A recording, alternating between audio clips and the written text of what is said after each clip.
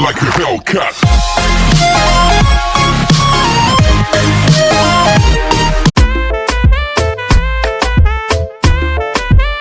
No te lo voy a negar. Estamos claros y ya.